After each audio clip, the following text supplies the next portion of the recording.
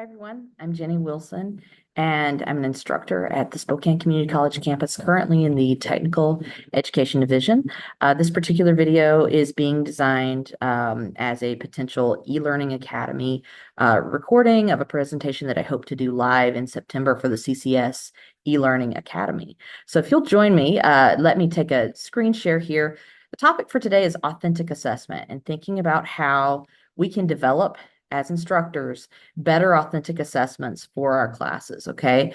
I think many instructors maybe have familiarized themselves a little bit with this term, aren't quite sure though. They may not have heard the term authentic assessment or be 100% sure what it is.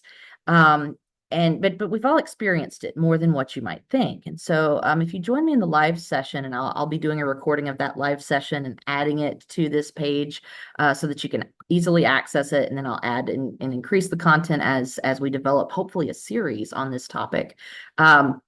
What I like to start with is Bloom's taxonomy. And for me as an instructor, Bloom's taxonomy is something I think many of us have heard of, regardless of our discipline. There's a really nice illustration here, courtesy of Vanderbilt University, the Center for Teaching and Excellence.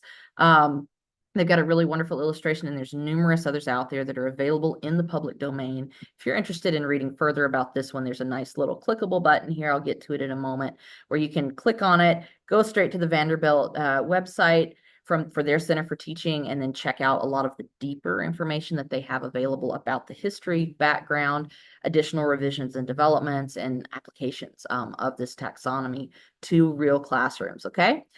Before we dive in, I always like to open and have students, have my colleagues thinking about something that relates, right? From a metacognitive level, we want to think about how we're learning and relate to things that we're more familiar with. And so my big ask as I do the live presentation, hopefully in a few weeks, is for everyone to think about what your own personal health and fitness goal would be. If you just had one goal you could set, if the president of the college or the chancellor of the college declared, as of today, everyone at this institution now has 5 hours a week that I encourage you to go ahead and clock out or stay clocked in and go devote to personal health, fitness, and well-being for the entire academic year. What would your one goal be? Okay. Don't overthink this. I'd like for you to take 30 seconds, write it down if you would, or if you don't feel comfortable, write it down. Just think of it in your mind. One sentence in a nutshell. What would that personal fitness goal be? And so I'll give you a moment if you're in the live session to do that.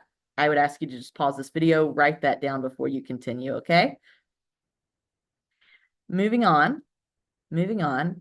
I will share a personal anecdote of how I first encountered Bloom's taxonomy, and it was actually not necessarily in an academic sense. In my younger years, I loved athletics. I loved to be physically active. Loved a lot of sports. The only sports that were available at my home school were for girls, especially were basketball and softball, basically. And I loved volleyball and other sports, but basketball was the only one I really, had an interest in. I wasn't very good at it. And so I worked a lot. I learned a lot. I listened to every word that every coach said. I studied.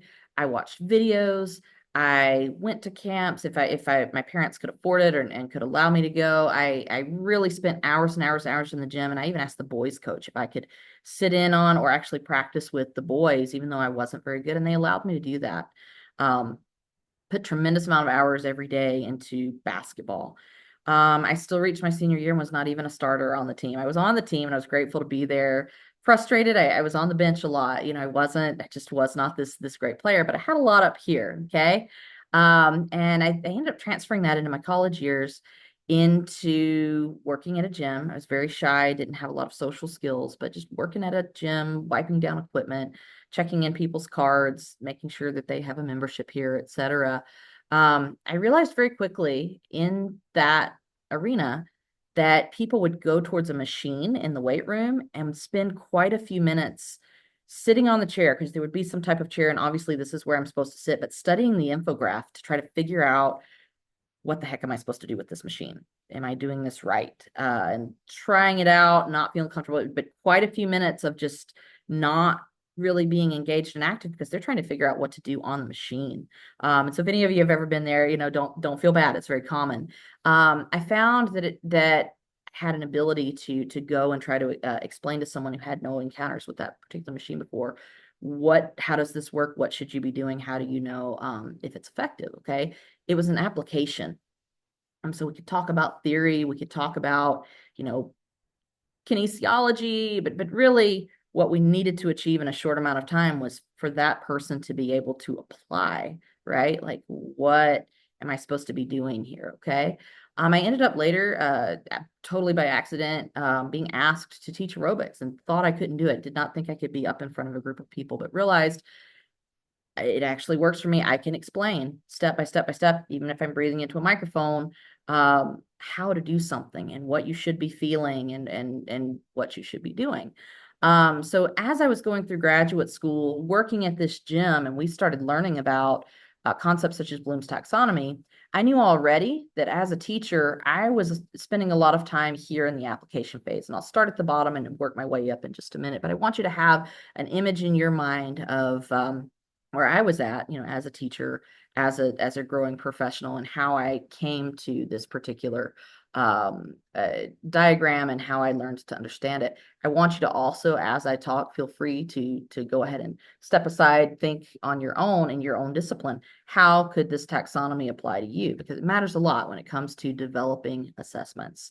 I'll pause here for the sake of this demo video and hopefully can develop more and more and more as time goes on and add that to our session. Have a great day.